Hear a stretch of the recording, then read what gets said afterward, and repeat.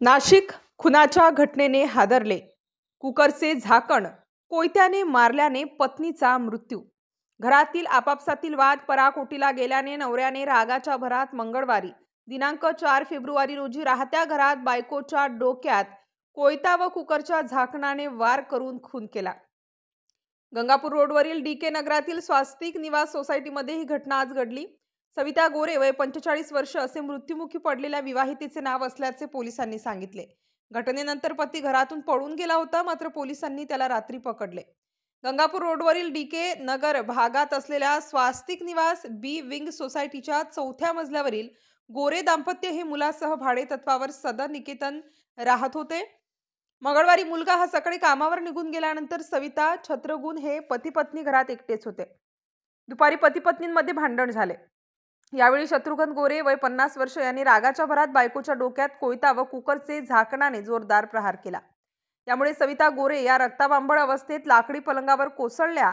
यावेळी त्यांची विवाहित मुलगी फिर्यादी मुक्ता बालाजी लिखे ही त्याच वेळी घरी आल्यानंतर दरवाजा आतून बंद होता. बराच वेळ दरवाजा वाजवल्यानंतर तिचे वडील शत्रुघ्न यांनी दरवाजा उघडला असता आई रक्तबंबाळ अवस्थेत बेडरूममध्ये पडलेली आढळून आली. तेथून तोपर्यंत शत्रुघ्न हा फरार झाला होता. मुक्ता हिने शेजाऱ्यांचे दार वाजवून मदत मागितली. यावेळी रहिवाशांनी धाव घेतली.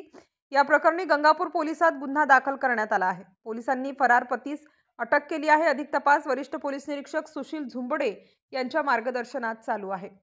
स्टार न्यूजसाठी सिद्धार्थ लोखंडे. आज रोजी सकाळी मुलगा जॉबवर गेलेला असताना आणि पती पत्नी दोघंच घरात असताना काही असा वाद झाला असेल. अचानक तत्कालीन कारण वेगळं असू शकते कदाचित, परंतु अजून निश्चित नाही. तर या पतीने त्या पत्नीला कोयता आणि कुकरच्या झाकणाने मारहाण केली आणि त्यात त्या महिलेचा मृत्यू झालेला आहे, असं एक प्राथमिक तपासावरून लक्षात आलं.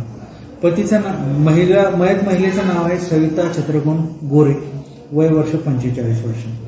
आणि मयत हा आरोपी जो आहे तो छत्रगुण मुरलीधर गोरे याचा आतापर्यंत शोध घेत होतो. आता नुकताच आमच्या तपास पथकाला त्याचा सुगावा लागलेला आहे, तरी पुढची कारवाई करीत आहोत.